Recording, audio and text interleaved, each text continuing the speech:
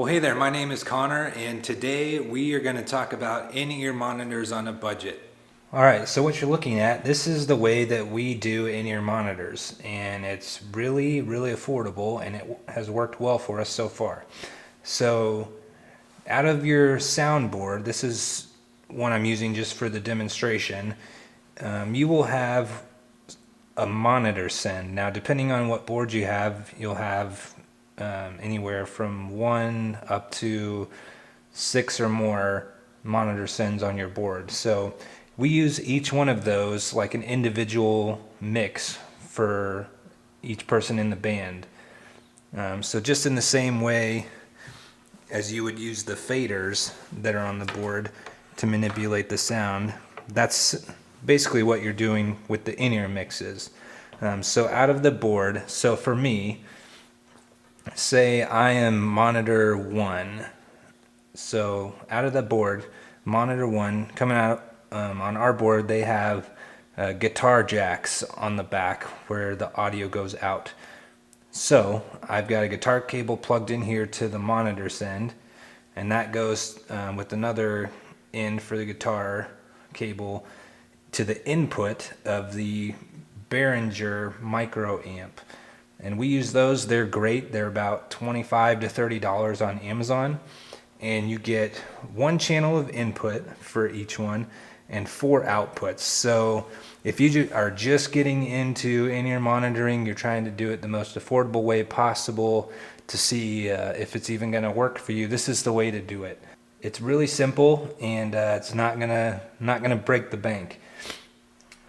So coming from the board into the box is a signal, and then out of there you can set individual volume levels for each person.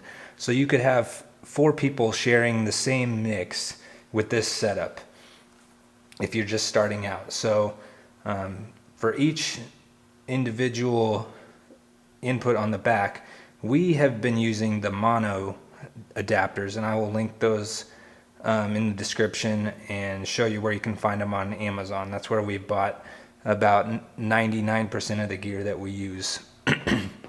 So the jack, 1/4-inch jack, goes into the back. And then from there, you have a headphone extension cable that goes in. And you can get whatever length of headphone extension cable you need. I typically, when I'm buying them for the band, our stage isn't that big, so 20 to 25 feet is plenty for us and is often excess, but it's nicer to have the more cable length than not enough if you need it. So from there, then the headphones plug in to your extension cable, and that's all it is. And we, for our band, use the MEE Audio M6 Pros. Those are good. They're over-the-ear headphones. It's really important that you use over-the-ear headphones if you're doing in-ear monitoring. If you don't, if you use normal like iPhone headphones or just normal earbuds, 1, it's not going to look good. It looks really unprofessional. And 2, you're just not going to get as good of audio quality, especially if you're using a click track or backing tracks. It's really important to have in-ear monitors. So this is the setup we use. So let's talk about in-ear monitoring for a second. Why would you do this? Why switch from using wedges on your stage? I wanted to give a couple reasons for that. The first one is that it's going to save your hearing. You have much more control over the volume when you're using isolated headphones, over-the-ear headphones, like we talked about earlier, than using wedges. And it's going to help whoever's running your soundboard create a much cleaner mix. It's going to sound better. They're not going to be battling the wedges on stage. I've watched YouTube videos of people talking about this that say that they even went a whole service without realizing all the volume in the room was just from the wedges on stage, and that's just not good audio. And we can do better than that, and why not do it if we can? And it's really not much more work than using wedges. So if you're trying to figure out how to get your headphones plugged in to be able to use them like wedges, there's probably a monitor line plugged in somewhere in your church where those wedges are. And the way we started out doing it is we just unplugged that cable out of the jack and plugged in a guitar cable, plugged that into a headphone amp, and then just used headphone extension cables from there. We used that for the first year and it worked great. Like, you could still do it that way if you wanted to. There's no reason it can't work.